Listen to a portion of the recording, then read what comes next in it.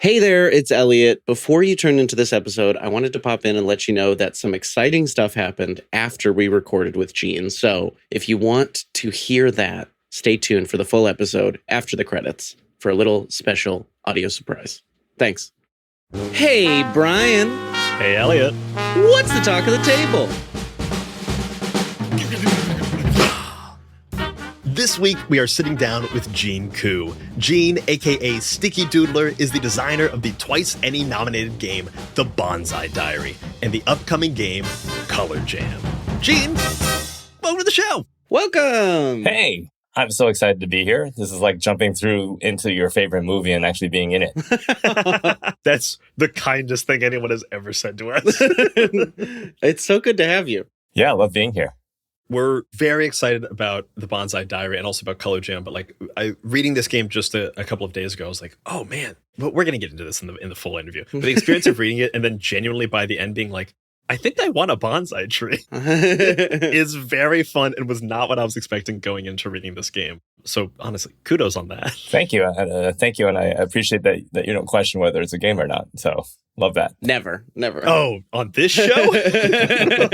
Yeah, so Gene, I mean, today we want to kind of dive in on the Bonsai Diary. That's going to be the main crux of today. We want to use that game as a lens to talk about the popularity of solo games. I think we can get into a bit. And also, specifically, what I'm really interested in is talking about alternate mechanics to journaling in solo games, in this case, drawing and coloring. Love that. And first up, I do want to say congrats on the 2 ENNIE nominations for Product of the Year and Best Solo Game. Both so deserved. I hope people voted. It's too late for us to send people there now, but I hope people voted.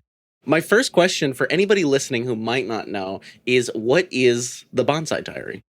Sure. The Bonsai Diary is a drawing and journaling game in which you are growing a bonsai tree. And the main mechanic for doing that is you trace the tree from the previous page, and then you just add one more line each page. And so as you have more and more lines, the tree gets bigger and bigger, and it looks more and more like going from a little tiny twig to an actual tree.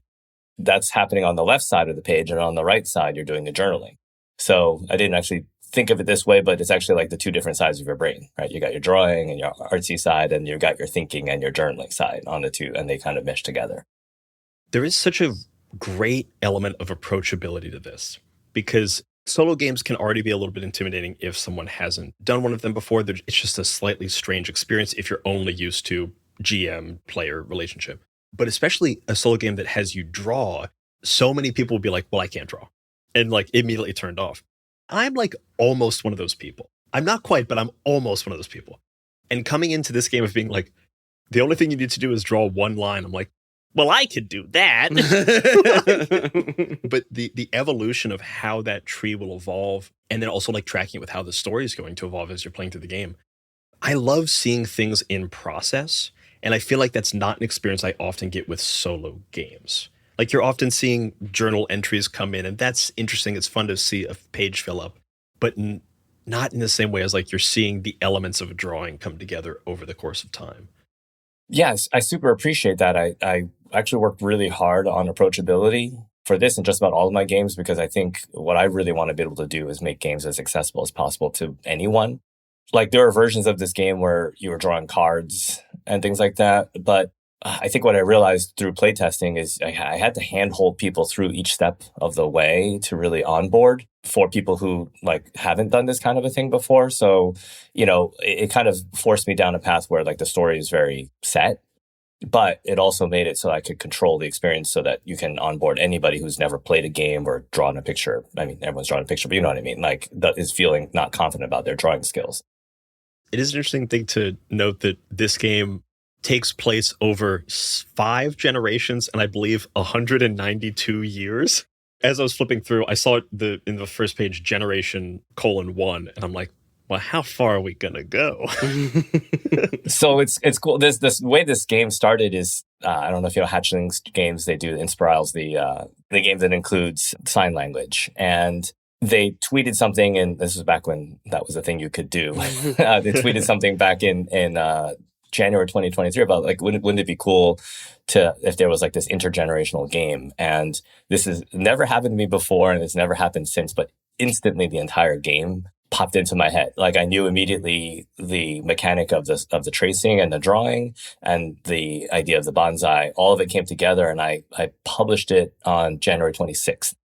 So it was that fast. It was the first game I've ever put out. It wasn't the first game I've designed, but it was the first game I put out on itch, and it's been a run since then. So yeah, the very idea of it being intergenerational is right there from the start.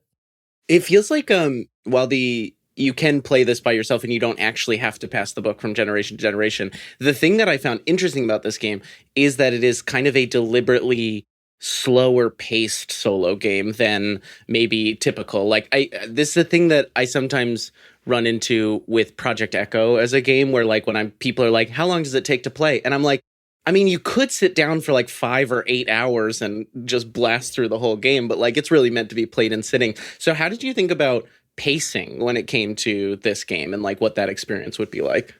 Yeah, no, that's actually a great question because so I've been playtesting it at conventions, right? And so you can't really ask people to be like, hey, can you do this one page and then come back tomorrow and do another page? So I've had people speed run it at conventions when I was playtesting it, and I found that it was actually emotionally overwhelming for people.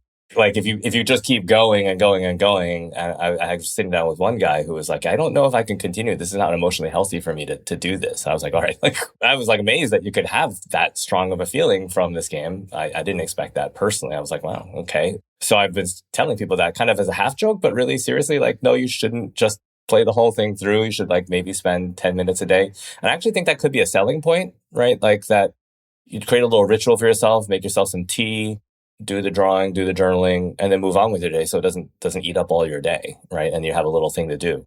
I don't know if that works for Project Echo. Oh, yeah, I think so. I mean, because it's literally a scheduler, right? So it's like you would think that you would just do one a day because it's literally a scheduler.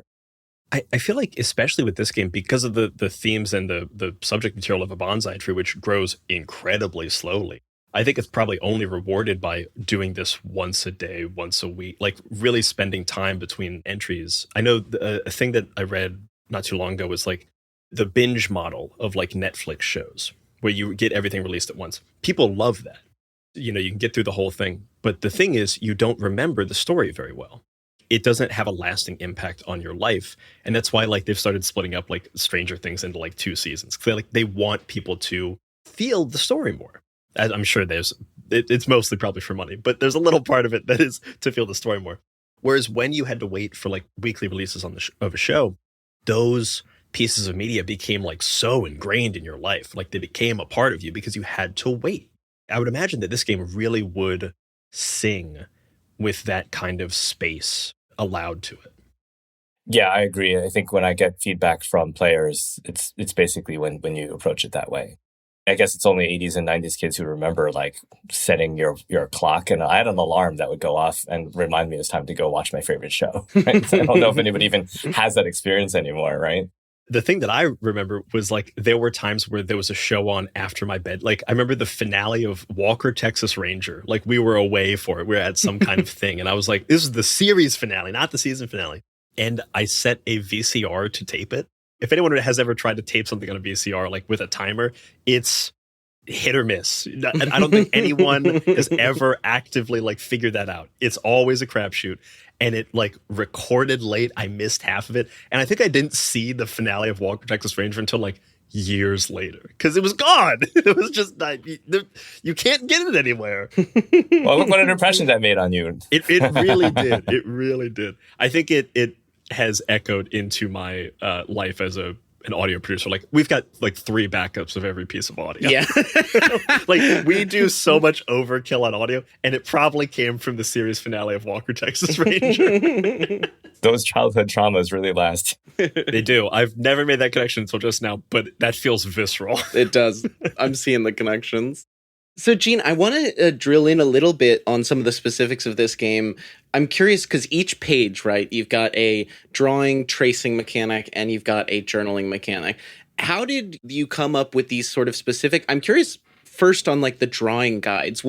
How did you go about thinking about parsing out this drawing, how you direct a player to draw in a way that doesn't feel like you're just telling them exactly what to do, but you're giving them, how did you think about those prompts? Boy, that's such a good question because, that also was a lot of playtesting because it was how much can I get somebody who's never done something like this before to absorb at a time, right? And one of the big challenges was it's always the first page. If you lose somebody on the first page, they're lost. And so can I get them to do that first tracing and feel like that was an accomplishment? And then hold back on the hard stuff. Like if you look through it, I don't go into like drawing leaves and stuff until like page 3 or 4, because that's complicated. I want to make sure you actually get the core mechanic of trace and then trace and add a line and what the lines mean. And I still don't know that I got it right, but in terms of approachability, like as Brian, you were saying, all you gotta do is just draw a line, right? You can do that. Anyone can do that.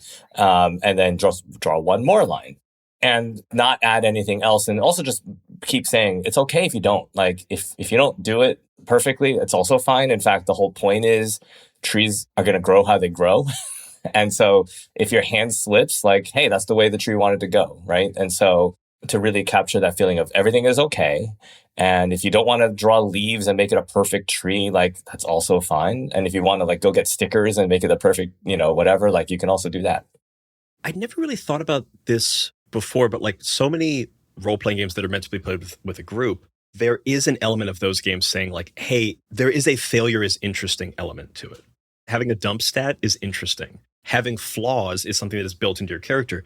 I think the only other solo game that I can think of that kind of invites mistakes and like celebrates them is, Elliot, you'll remember this. There's some other game where like you have a journal and the first thing you're supposed to do is like crumple up a page or rip it so that it's less precious to you. Maybe Koriko. That might be a Koriko thing, but I'm not 100% on that. It's a thing that we've talked about with Project Echo when we're like selling at conventions of like, people are so precious about like the written word when they're playing by themselves. They only have themselves to be held accountable to. And there's not a celebration of mistakes as there is in most other games. Man, that is a small piece, but I think a really important piece of game design for solo games is like finding a way to tell people mistakes are good and okay and important. And this game does it like as cleanly as I've ever seen with a solo game. And I'm just having that realization. It's really cool. Wow. Okay. That's ascribing more to it than I certainly intended. But I mean, when I've talked to people and I talk to people about just journaling games and solo games more broadly, I really emphasize the idea that there's no audience, right?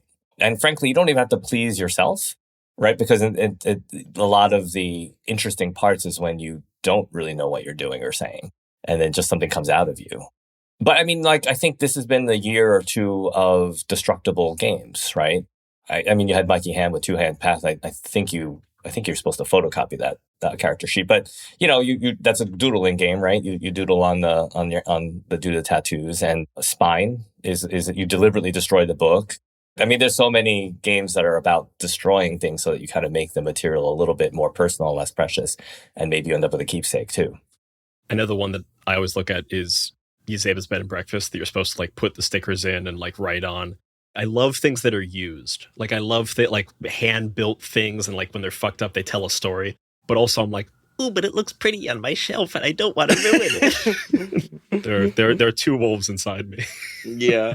I mean, what the connection I've made from here has been the idea of play to find out, right? From Vincent and Gay Baker and Powered by the Apocalypse generally. And then more recently, Paul Sega has adopted that to journaling games where it's write to find out. I mean, it took me a while to really understand that a lot of the philosophy of that is you don't start with an idea of what's perfect and work towards it. You start from what's inside or what the mechanics are leading you to do, and you just find out. It takes the idea of perfect off the shelf. Like, it's not really on, if you really take it seriously, and I know it's pretty hard to do that. Everyone has their idea in their head of what the perfect should be. But if you're playing with others, you have to compromise. So you already have to do that. So playing with yourself can actually, I think you're pointing out that playing with yourself can actually be harder because you can also be your own worst boss. Yeah. Oh, 100%. When there's other people there, that like, I will have to make compromises because there's other people. When it's just you, you're like, I can make it perfect. I can continue figuring this out until I have the perfect bonsai tree. That's not what this is about. Yeah, and like just to dig into some of the things that Paul has written about and as he's thought about journaling games is there's this whole element, if you're really serious about the journaling side and have that balance with the game side, is it's really letting the parts of yourself that maybe are unconscious come out, right? And if you already have a pre-constructed idea of, well, this is how the bonsai should go, or the way that the story should go, that won't happen because you already have the endpoint in mind. You're just working towards a preordained outcome. I'm also very curious how that meshes with actual play and other things like that. But like, right, because there's a pressure to make the perfect story that people want to pay attention to versus like actually play to find out. Well, actually, we were having a analogous conversation to this on a recent interview that won't come out until well after this is done for an upcoming season, My First Dungeon, that I was saying that a thing that I've started to realize about actual play, but like tabletop roleplay games when played with a group, is that I am starting to believe that backstory, which is like a thing that is so precious to so many people and so exciting to so many people, is actually kind of antithetical to tabletop role-playing games. And I think like having backstory that like informs who your character is, I think is good. Every time I've played a character, every time I've seen a character be played, the most interesting things are not rooted in their backstory. We all love those big surprise twists and the secret brothers. All that stuff is great. But the most active storytelling, the most vibrant storytelling comes from the second you sit down at the table. Any choices made from then on are active, are communal, and are like lived. Everything else kind of feels a little bit dead. I'm not saying don't like have some like history for your character, but like if you put too much emphasis on backstory, you are pre-prescribing a story going forward. And that's not what this medium wants to do. And I think that ends up being a trap. And that is definitely like a same thing that can happen with solo games. If you come into it with a story you want to tell, that's great. This medium wants you to kind of hold on loosely and really let the story take you where it wants to go. That's when you're going to get the best experience out of this thing. Otherwise, you're kind of just like looking at something for prompts when you want them rather than actually playing the game as it's fully intended. So I just made a video like last week while I was promoting I was really excited that the Ennies actually had a whole solo games category this year. So I was like going nuts just promoting it and everything, like the whole category, and got all of us together and we put a bundle together, all that kind of stuff. So I shot this video where a couple of weeks ago I was just fucking around. I was wondering, I noticed that like when you interact with ChatGPT, you give it a prompt, right? And then it spits bullshit back at you. And I'm like, that's basically the same as a journaling game, right? Like the journaling game is giving me a prompt and hopefully I'm not writing bullshit back, but I'm writing in response to it, right? So then I was like running an experiment of, well, what if I gave the AI one of these prompts from a game and told it to play the game, and what would it do? And it kind of did exactly what you're describing, Brian. Like it had a narrative already because that's how it works. It already knows what this, quote unquote, it doesn't know anything, but it just takes this narrative shape because that's how it works. And it sticks a bunch of words into it that make sense as a pattern. And it hands it back to you. And you're like, but you made up the whole story without experiencing, because of course it can't experience anything, right? Like all it can do is go top down from here's a narrative and here's some words that go into it. And there's a way in which I'm like, and I don't really care if AI can play games or not, but like to me, what was teaching me is like, well, how can we as humans not do that, right? Because what is the difference between us as humans and an AI is, well, if we just want to be AI, we can be, right? If you want to just take stories that others have made up and just recycle it, which is what AI is doing, like, great, go ahead. It's actually not doing anything different than what a machine can now do. What you can do is to pull it from, and what you're describing, Brian, is the community and the experience at the table, or pull it from your real life, or something that like nobody else can do other than at this moment in time. Yeah, I'm loving the analogs we're making here between solo and group play, and like how similar the thinking should be in how different it often is like the I love that Paul has brought play to find out into write to find out. And it's the idea of like, you would never want, or at least I would never want to be like, I am playing, this TTRPG, like I am playing like Mythic Bastionland because I want to tell this exact beat by beat story. Me and my friends are getting together and we're going to tell this exact beat by beat story. We're going to have so much fun. It's like, no, that's not why you play a game. That's a book. It's like, that's a book. That's a movie. We could watch The Green Knight. Like, we can have a contained planned experience, but it's getting over yourself a bit with journaling game of just like, I am not approaching this as a writer. I am approaching this as a player, which I think is maybe hard to do that mental shift for people sometimes. Oh, I love that, Elliot. Because when you say writer, you usually think writer /editor get it published, right? Like the word play Yeah. is different than the word write, and hopefully gives you that room to really fuck around and find out. Yeah. Yeah. It's a thing in flipping through the Bonsai Diary that, like, one of the things I wanted to talk to you about is the object of the Bonsai Diary, because I'm a big proponent of product design as game design, layout, paper, how it all comes together. And I think the thing that's very compelling from the Bonsai Diary is that you flip open that book and it's immediately, you know what to do with it. You know what I mean? Like it is like every piece of it, the paper is a thickness where you can trace, and you've got this much space to draw, and you've got only this much space to write, which I think is a particular choice. You know, like you don't have pages and pages to write. You're not telling people to write, you know, in a separate document. Can you talk to me about the product design of Bonsai Diary? Yeah. The first version of the Bonsai Diary actually ended up Asian binding on the right, what in the West we'd consider back to front. Like, so you flip it the other way. Part of that was because most people are right-handed, and you could trace that on the right side and flip the other direction. That's such a great consideration. Yeah, and I had it landscape and all that kind of, and there was all these things that made it super weird. And so there were some product decisions there that were just to bring it more in line with what you'd expect, because people just could not get their head around starting the other way. Even if you can get the weebiest, you know, like manga lovers, and you're still like, wait, but I'm starting what? There are some compromises there, like in terms of just like usability and testing, but figuring out how, like, as you can also see, like figuring out like what to do with the fact that you can't do anything with the space on the other side of the picture, because then you can't trace, right? So there's all this blank space, and the blank space is necessary, but it also is like weird. And so like figuring out like a decoration to actually make it feel, and then I gave it a metaphor. I don't know if anyone even looks at that, but there's a metaphor. Hey, this is the window into the future, so leave it open, whatever. But like all these little choices, right? And then like putting in the little tiny dots to make it feel like it was a journal in the writing area. But ultimately, I made it so that you journaled in the same space as the drawing, and not asked you to go get another separate journal simply for usability. Because if I said, here's the game, and then please go buy, I was already telling you, go buy a pen. Like, hopefully people have a pen. But, you know, if you want to go get a fancy pen, which I do suggest you might try, like that's already one more step, right? Every little step that you ask. And I'm like working on other solo games where I'm like, can I find a way not to have dice? So there was so much of this was like, how can I keep it so that the whole thing is inside the covers of this book? Do not add any more. And that forced a lot of choices that like, no, I could not randomize. I have in the back, like if you want to expand the story or tell a new story, mechanics for like, you can just draw from a deck of cards and get a random prompt. But I could not figure out how to do that without adding complexity to the product. So I just flattened it and hoped that people would still call it a game. Because there's no choices in it. Like you go straight through, and there's no plot deviation. You obviously tell whatever the hell you want to as broadly or as narrowly as you want, but it's a linear game.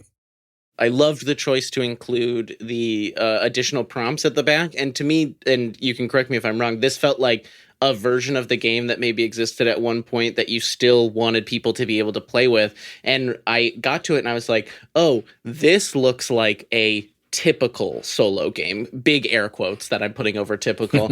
And what's fun is that it's like you play through the main game and then it's like, oh, now I'm in the headspace where I can engage with a typical kind of solo game. So what was the choice to like include that stuff and not just like put the back cover there? Can I be honest with you? It was a kind of preemptive response to, hey, this is not a game. Oh, sure. Yeah. Right? Like, okay, you want to see something that looks like a game? Here's something that looks like a game. And I have very few people actually go on and after experiencing what I would consider, if you think of it another way, like a tutorial level, like here's the tutorial. Now you can go and play the game. I've had very few people want to go beyond the quote unquote tutorial because the experience is already there. Like you've gotten that story. If you want to get another version of the story, sure. But I think a lot of people get what they need, quote unquote, out of the basic experience. It's so interesting that there's this hang up that some people have of like, if it is a linear story, it's not a game. If it's a journaling game, it's not a game or something. Because I know, Elliot, we were talking about this a little bit in relationship to your game, The Time We Have, of like that game always has the same arc. Like one brother's infected, You play out the last days, that brother will die, do you open the door? That broad story is always going to remain the same.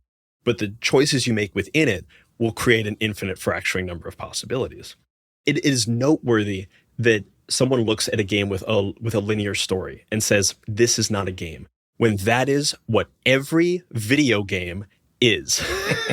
And they are even more limited. That story is predefined, but it's still fun to play in. I don't quite know why that framework hasn't made its jump over into journaling games or role-playing games that have that more defined experience, like a Last Train to Bremen, like a The Time We Have, like a The Bonsai Diary. I think what's fascinating about that is if you were to abstract everything enough, like basically almost every game that is out there is already linear in a sense, right? Like if you look at a D&D dungeon delve, what are your real choices? If you really back up, right? Like if you go to the meta-narrative level of, okay, there's a hero and there's villains, just to take one example of a story, like, is there really that much choice there? Because at the end of the day, you came here because you wanted a specific arc. You wanted a specific path. And so you might be making choices within that. But if you don't get that, if you don't confront the big bad evil guy at the end, is that a satisfying end? So you already know that you're going to do that. So how is that different? I mean, at some level, it's just a matter of the kind of choices you're making, not do you have choices. We mentioned this before, but I'm really excited that the Ennies added a category for best solo game. For the sheer fact of, I've heard people at Gen Con say, like, solo games aren't games. Well, now Gen Con said they are. and like, is Gen Con or are the Ennies the ultimate arbiter of what is and isn't in games? No, but it's helpful when they say so. Institutional validation does help. It does. It's a little thing, but it is helpful. Yeah, so I'm not 100% sure about this. I'm sorry to do a little bit of self-promo here, but... Are you kidding? Self-promo as much as you want. Are you? Yeah. No, you don't get to say that. Don't you dare apologize for self-promo on this show. We love self-promo on this show. then just you wait. No. But the Bonsai Diary was also a finalist for an Origins Award, and I for an RPG. And I couldn't do the 100% research, but I'm pretty sure it was the first solo game for that category as well. Oh, awesome! Cool. And so I feel like I'm just lucky to be on a crest of a wave. But like you can see, if you look back in the Ennies, solo games have been winning Ennies since 2020. I didn't dig any further back. If you keep going back, maybe you'll find more. But 1,000-Year-Old Vampire that year kind of kicked off the modern era of solo games or journaling games. Because by the way, I also don't tend to use the word solo because you can absolutely play journaling games in groups. There have been games in that category recognized by the Ennies since every single year since 2020, in fact. So I think it was after 6 years, they're like, no, let's split this off. This is bringing me to a question. Maybe you have an answer for this, maybe you don't, but why should it be a separate category? What do you think are the different considerations you give something to give it a best solo nom versus like what do you think is important about it being considered separately? Or should it be? Or should it? Yeah. I mean, purely from a market perspective, there is enough of exactly what you were describing, Elliot, I think it was Elliot. You said that, people do just come and say, like, this is not a game, right? And I certainly saw some reactions to the Origins nomination where it was like, okay, here's a TTRPG, never heard of it. And frankly, is from very trad communities that would be like, never heard of this. That's not even a game, right? When they got to mine. And so it's like, okay. And frankly, like if the market says, hey, these are different categories, then so be it. That's how people want to think about it. Then that's how people think about it. And you do position it differently. Like I think people who are looking for a group experience want that, and people who want the solo experience want that too. But it gets confusing, right? Because that a lot of people buy any kind of game to read it, right? And there's a whole discourse that's already happened about, like, is reading a form of play? Which I think it is. So if people are buying your beautifully illustrated 200-page tome, they're never going to get to the table, but they've read it. Is that a solo game? Now we're really fucking around with the categories. But like, but in terms of like, what's the intent? Like, those of us who are crafting these solo games or journaling games are like, the mechanics are different, right? The user experience is different. The form factor is different. The considerations are different. So from a product perspective, it really is a different experience. Yeah, no, I totally agree. And product design is game design. I'll ring that bell all day, every day. I mean, would you rather consider Project Echo like grouped in, or would you rather have it separated out? Well, grouped in didn't work out for it, so I get it. So let's try the other one. Yeah, let's try the other way. We'll see on 2E. But I think that I do generally want Project Echo to be considered as a solo experience first, even though I strongly believe it can be played with multiple people. We've done it. We've made a whole show of it. But that is, you're right. Like, I think that what I want it to be considered on its merits is like, how well does this do at guiding a single person to a profound play experience? Yeah. By the way, for anyone who's listening, who's thinking about doing events, because that's something I've done before. Like these kinds of games are really great for group play for a number of reasons. They actually hit the same advantages as a GM-less game. Because one of the biggest problems in group play is you have to find somebody who's willing to put in the effort to do the GMing or whatever it is for GM-full games. And like, you don't have that. You just, the game is already designed to be self-contained. Like, you can just open it and start. And so from an event perspective, you can just get like 6 books on the table and go. And like, the way you run it would be like you just go through it, and then like you can make decisions as a group, but then you journal in separate directions. It makes for an amazing experience, because then you share if you want to, and then people start talking about their real lives in a way that you don't in almost any other experience I've had. So it could be, I highly recommend it as something to try. Yeah, I know we at 20-Sided Store here in Brooklyn, we did a solo RPG book club that was put on by Lauren Belenko, one of the owners, and we did it with Project Echo, where it was like, do this many prompts and then come back and meet and we'll discuss where we're at. And then we had a meeting set for Free RPG Day. And so it was like none of the people who had been coming to the book club, because it was just kind of like a crazy day and they were putting people into events. And so I ended up sitting at a table with like 6 people who had, half of them had never played an RPG before. A couple of them had never played a solo game before. None of them had played Project Echo before. And I'm like, all right, I'm going to airdrop you guys the PDF of Project Echo. I have a couple books, look on with this, and we're just going to take this one prompt at a time, and then we're going to share with each other and like talk about what we're doing. And so everybody kind of played in their own direction at the table, and then would come together and like read a passage if they wanted to or whatever. And it was like really a really fun event. 2 kind of different versions of how you can make a solo RPG into an event. You asked, is it why separate it out as a genre? And I kind of approach it from almost a negative direction of, well, people don't like it as part of the TTRPG group. But actually, I think there's a much more important thing to say, which is that I think there's bigger opportunities when you move it into a separate genre, because I think there's a whole other audience that is much, much bigger than the D&D crowd out there, which is the creative writing crowd. Like, you have all these people who are aspiring. Maybe they're not even aspiring screenwriters. They just want to write stories.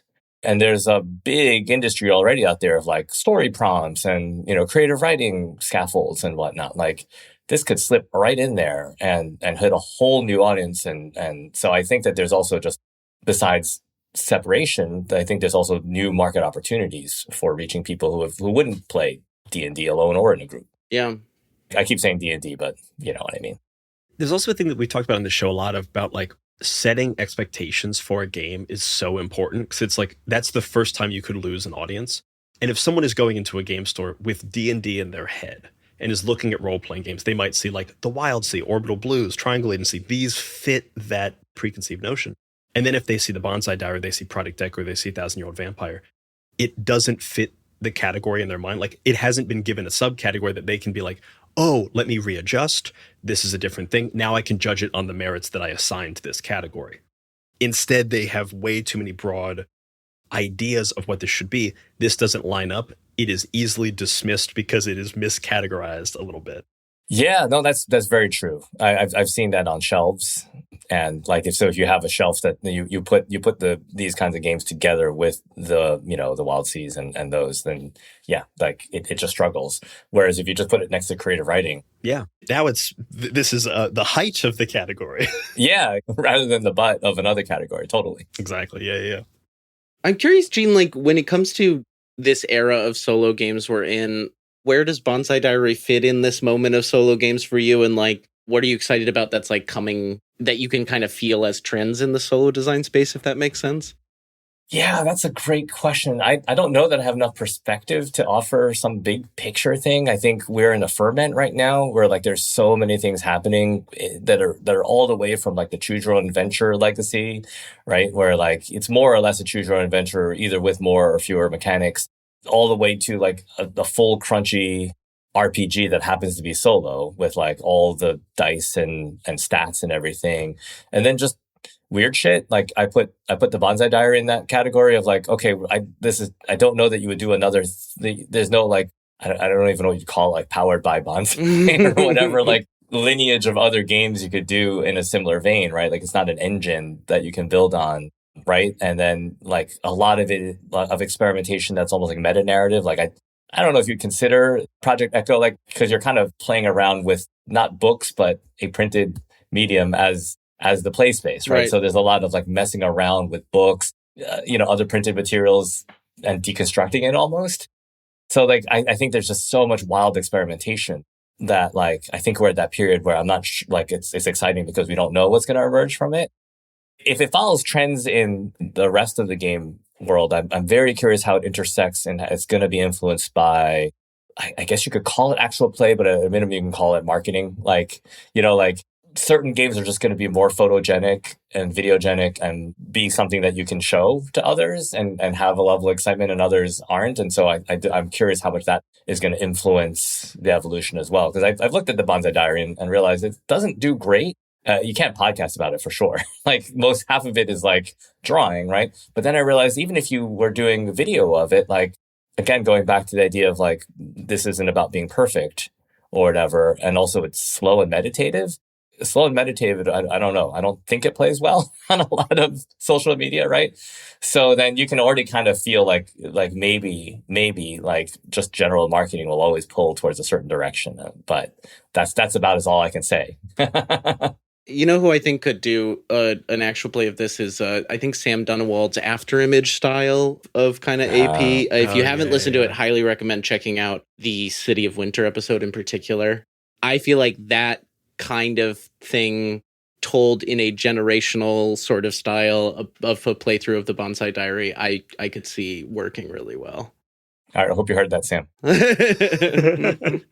I also think that there's a great world for this in streamed or like video actual play of like discrete short episodes. Because I could imagine like if you have like essentially Photoshop open and you were drawing to add a new layer in Photoshop and add that additional line, and then you can see like through the progress of days, like here's what it initially looked like, almost like fading between the different things while you're narrating your answers to stuff.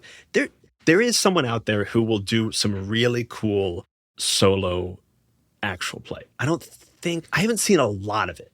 And I'm excited for the time when like something comes out where it's one of those like you have to see it things.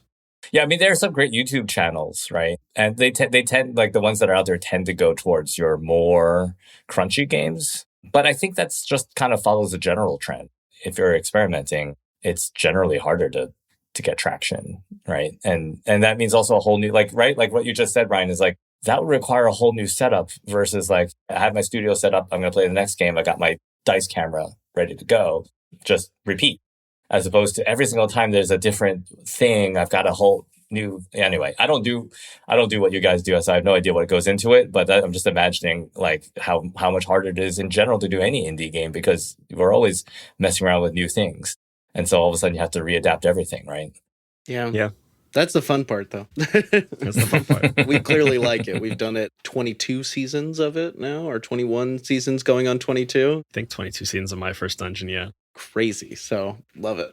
If we just wanted people to listen, we should play D&D. Like, if our only goal was make number go up as high as possible, we should be playing D&D. That is just a fact. But we get way cooler listeners playing indie games. Yeah. And honestly, I hope that, and this is just me aspiring for the future, I hope that someday there is a world where like the playing of indie games is not, that does not require you to make the consideration of, well, if we wanted to do this for real, we just play D&D. You know what I mean? I would love a future where someone's like, well, we got to play the wild if we want anyone to listen. That would be amazing. That'd be great. That'd be great. Yeah. It's the talk of the table.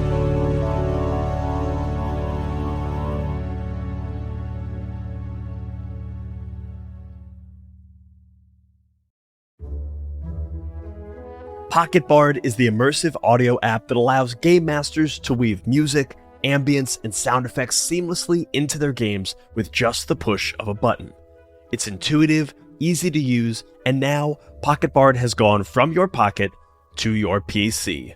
That's right, Pocket Bard is now available on your phone and your desktop computer, making it even easier to bring in the perfect music right when the climactic battle begins. Now, GMs who run everything from their PC have access to Pocket Bard alongside their other tools. It's the same Bard on a bigger screen. Plus, Pocket Bard is releasing their new cozy lo-fi collection for free to celebrate the new desktop version. These scenes will add even more flair to the quiet, contemplative moments of your game, where your players sit around the campfire and make plans for their next adventure. Download Pocket Bard for your phone or your computer from the App Store or straight from pocketbard.app.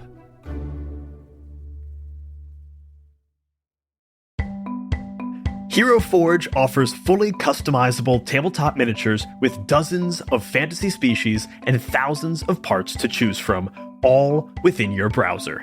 They can make your perfect mini in a variety of materials, including bronze, color standees, and color plastic options. They can even put your custom miniature inside a 20-sided die, so your character lives in every attack roll and every saving throw.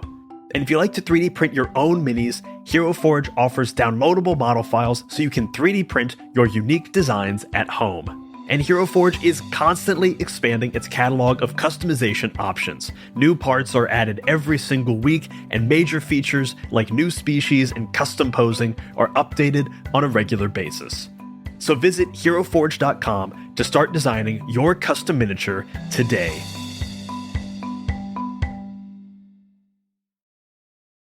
Wild Sailor. Venture into the waves of the Wild Sea again, this time to the fabled home of the Chelicrae. The Wild Sea Sourdown is on Kickstarter now and is the new expansion for the ENNIE-award-winning Wild Sea, one of my all-time favorite RPGs, set in a post-fall ocean of verdancy, where you can play anything from moth people to the spirit of an iron ship to, of course, a very big and beautiful tree. Sourdown explores the home of the hive mind insect colony beings, the Chelicrae.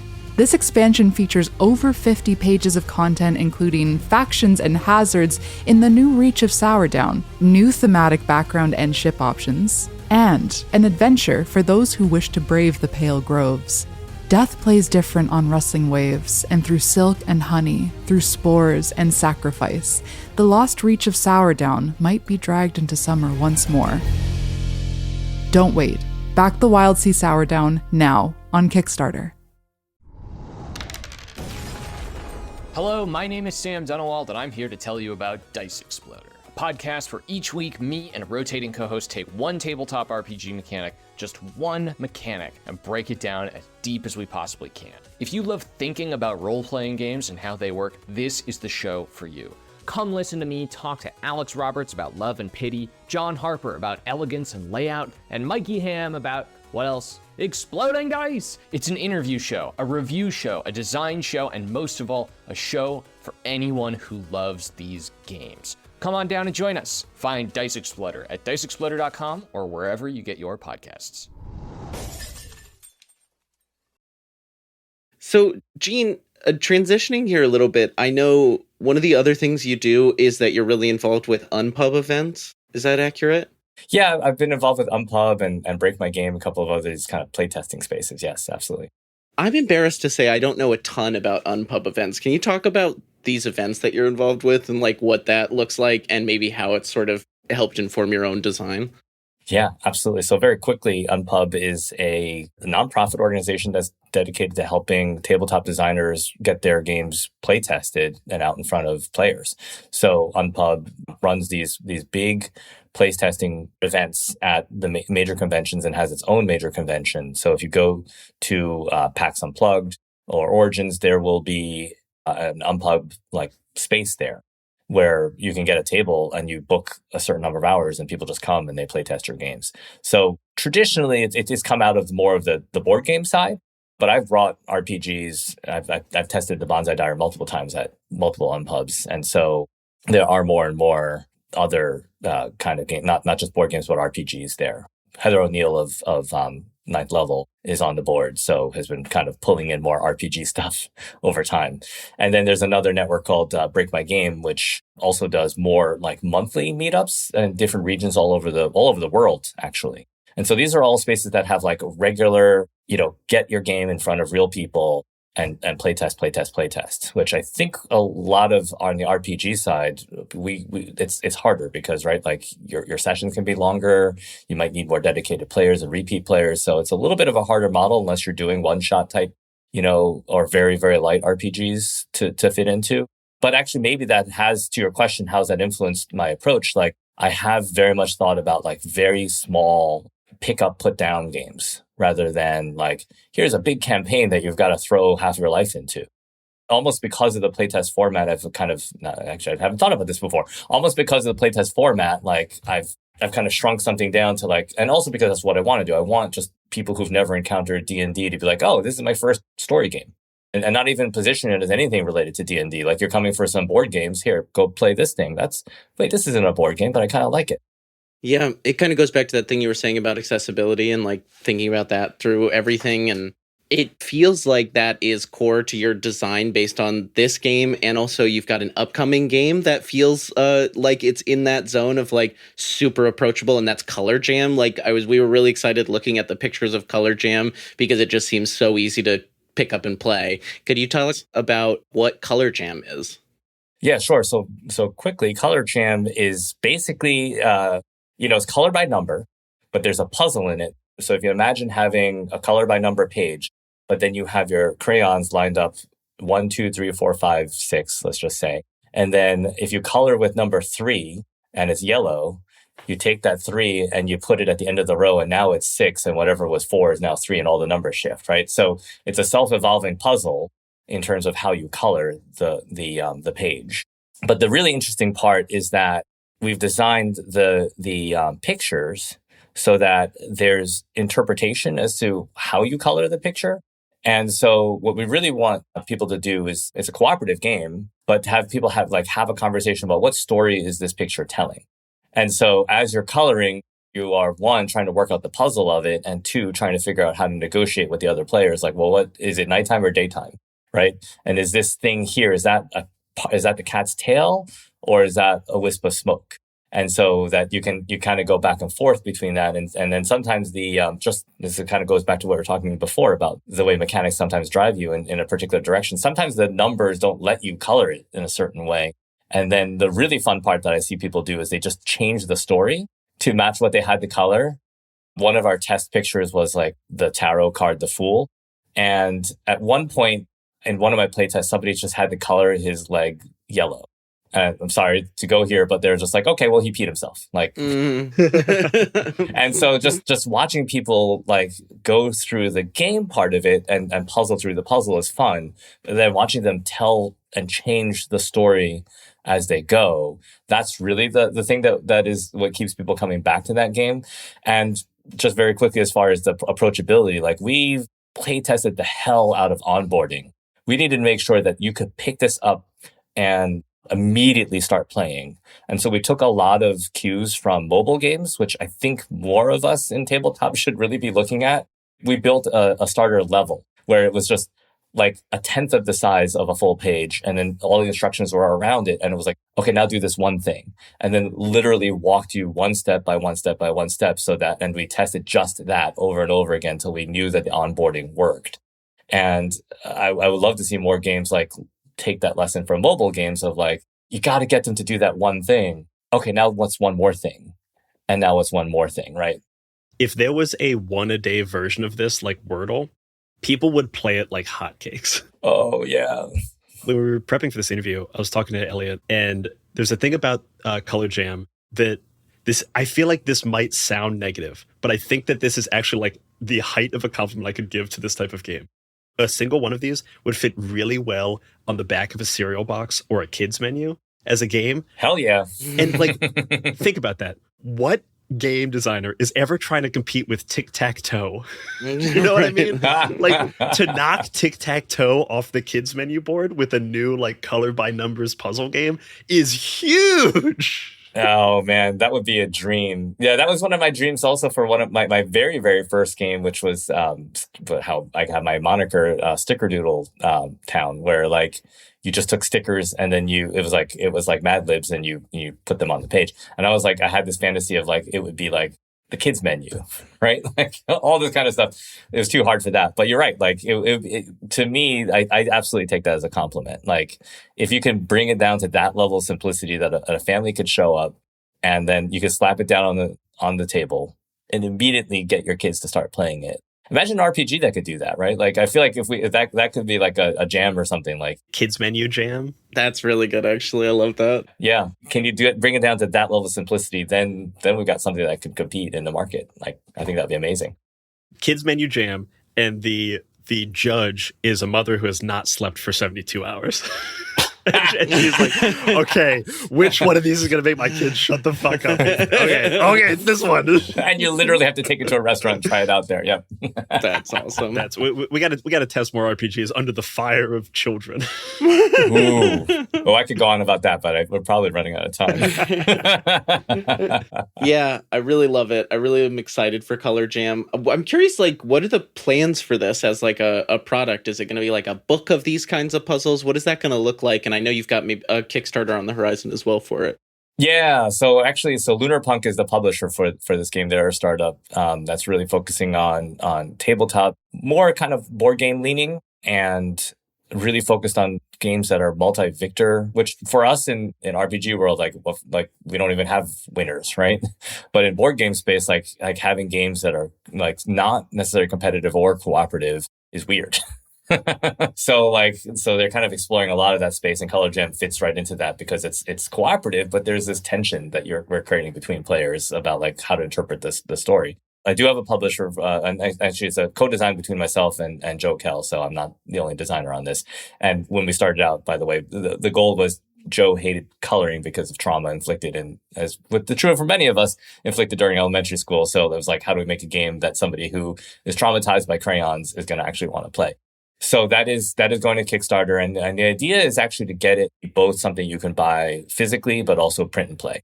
What's cascading, as you know, through the whole tabletop industry is shipping and tariffs. And so everybody is trying to find smaller footprint games, which is really interesting, the difference between what's considered smaller footprint in the board game side versus the TTRPG side. But anyway, so getting this out there and having it be a print and play is one of the things that we're kind of curious about is, can we kickstart something that's a print and play? There's something interesting about this game too, thinking about like print and play. With so many games, like that is not the ideal version of the game. Like print and play for the WildC is not the way you actually want to receive it. You want the hardcover book that has the nice paper. Like that's what you want.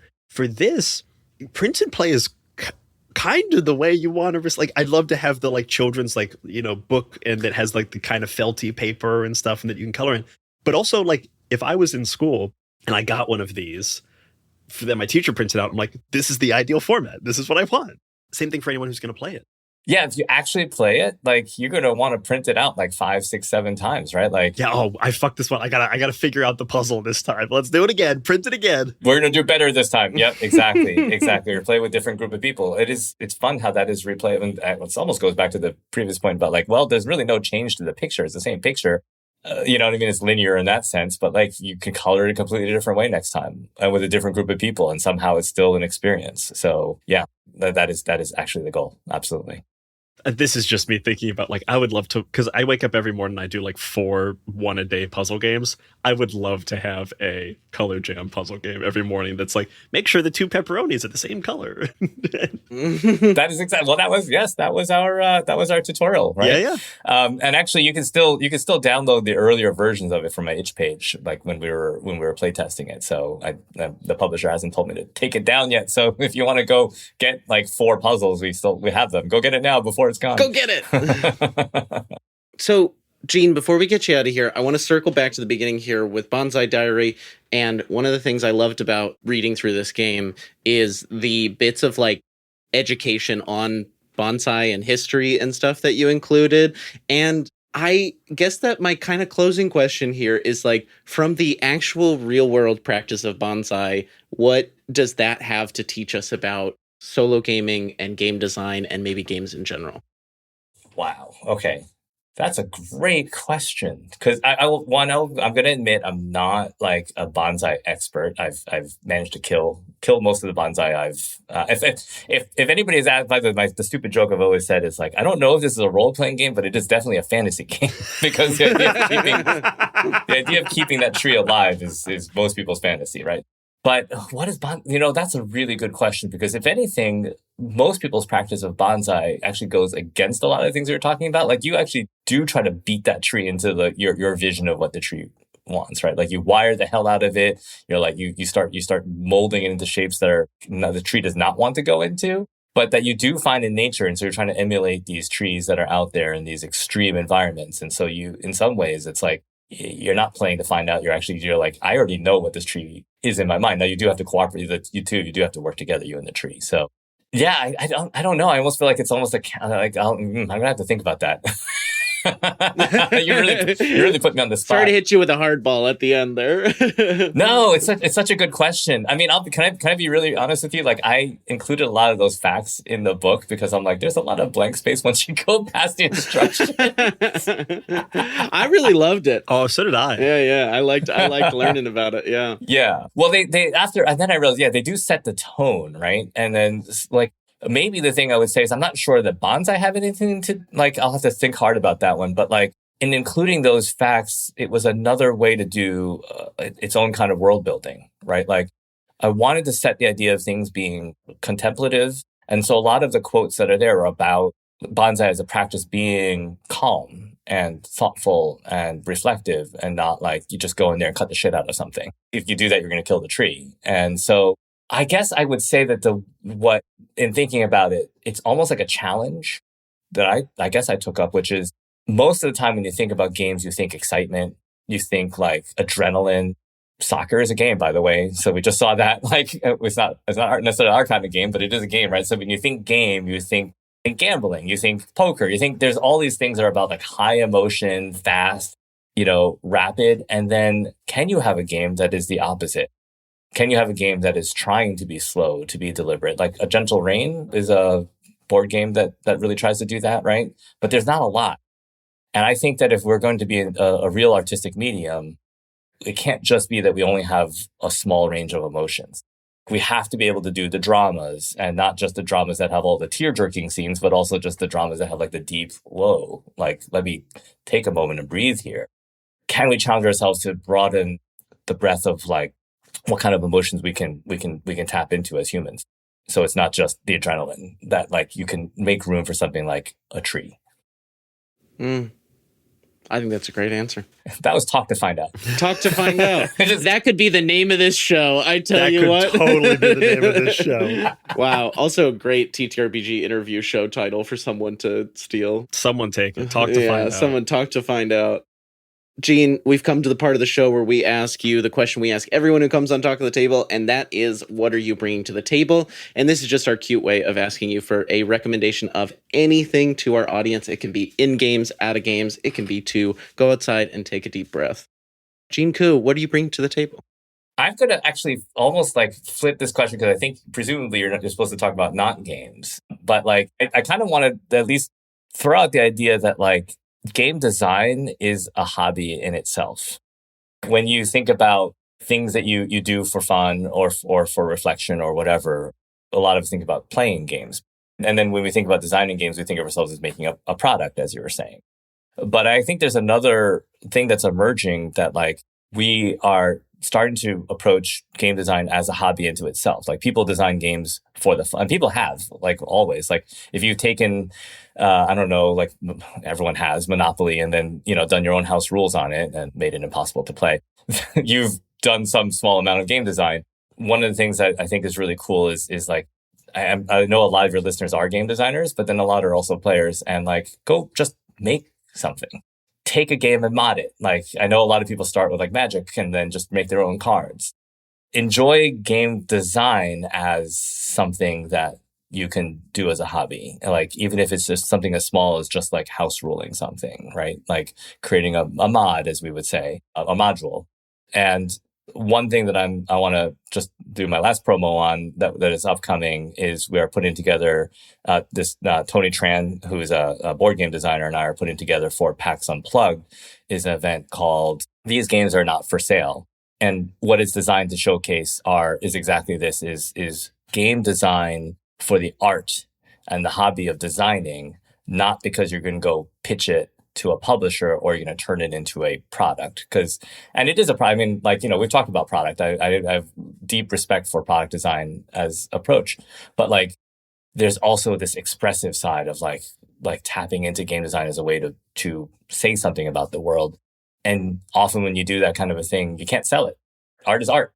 It'd be great if all art were also lucrative. I'm a 90s kid, so for us, like, the word selling out was always the thing, is like, you have art or you have money, but you can't have the two together. That was our dichotomy back in the 90s. But like, a lot of things that people make aren't going to be products. And we wanted to find a way to lift that up and say, hey, can we put a spotlight on that as a thing that people do for the joy of it, and not because they're going to make money, win an award, whatever the hell is the capstone, but rather just celebrate the fact that this itself is the thing. I say product design is game design, but I crucially do not say game design is product design. The order is important. And actually, like, I will take that seriously too. Like, like, product doesn't have to be sold in a sense, right? Because there's a lot in product design that is really about like paying attention to your audience and really caring about them. So that's going to be an event at PAX Unplugged, and this first year we're looking to bring in a lot of experienced designers, because we don't want to get the message out that this is some kind of like consolation prize. Like, we want to say like, this is legitimately, like, even if you could go out and get this game published, your intent is artistic, and really emphasize that by having people who really could get their game published if they wanted it to be. We'll put a link for that. Is that going to be like an event type thing? Well, I think this is the first time we've shared it at all. So no, we don't have a link for it yet. We're going total punk rock. Like, it's like you have to look for the graffiti under the bridge to find it. So if you're going to PAX U, look for the graffiti under the bridge for this event. You'll find it in whispers and hushed voices and little folded slips of paper all around the convention.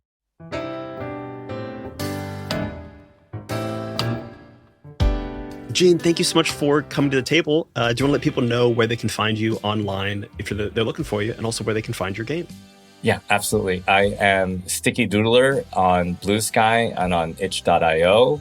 So you can find all my stuff there. And then from there, you should be able to find ways to connect with me. My DMs are open, etc. Hell yeah. Thanks so much again for coming to the table. If you want to talk about this episode or any of the episodes of Talk at the Table, head on over to the Many-Sided Media Discord. We've got a great community there of people chatting about game design and all the stuff that we're talking about on this show. And if you want more gaming content from us here at Many-Sided Media, go and check out the Many-Sided Media Patreon. That's patreon.com/Many-Sided Media. We've got, last I counted, over 96 hours. That is 4 days of Patreon exclusive content. That is bonus roundtables, not even including ad-free episodes, bonus roundtables, bonus actual plays, cast talkbacks, additional interviews, original music, and even some original games that are borderline unplayable. That were certainly just made for the love of the game. So go check that out. The links for all those are in our show notes below. As always, rate, review, and follow Talk at the Table wherever you get your podcasts. And that's what the table is talking about. Bye-bye, everybody. Bye-bye. Bye.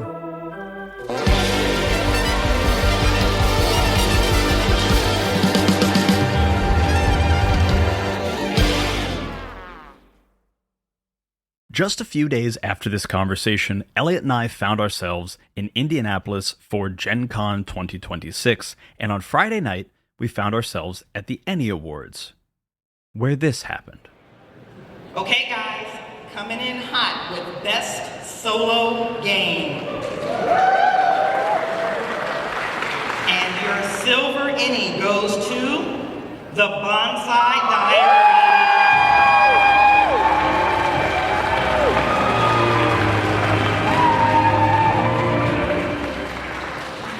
Thank you. I wanted to thank the judges, and I wanted to give a special thanks to Jason Walters and all of Indie Press Revolution who make it possible for us solo designers and small press to get our games out to the world.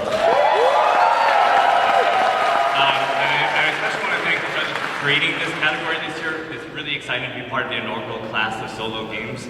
And I was so excited to make this video that asked this ridiculous question, which is, can you get AI to play these journaling games? And I don't really care, and I hope nobody cares, if AI can play journaling games.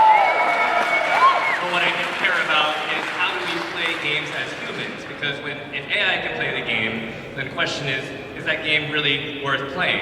So, to me, that's actually one of the biggest questions that we're going to be answering over the next few years as designers is, what is it that makes game design a fundamentally human art form? And as we answer that question, I know that games are going to get more and more awesome and more authentic. So I'm really looking forward to that future. Thank you all so much.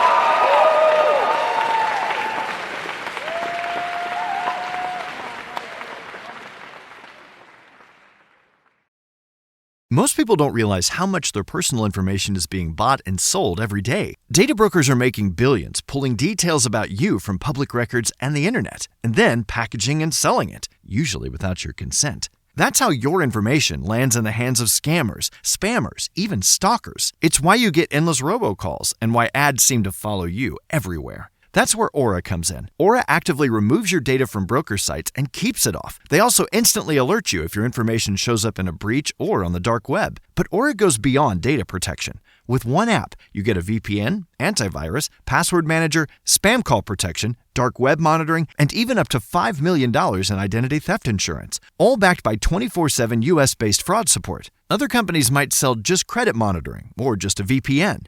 Aura gives you all of it, together, at the same price competitors charge for just one service. Start your free trial today at aura.com/remove. Protect yourself now at aura.com/remove.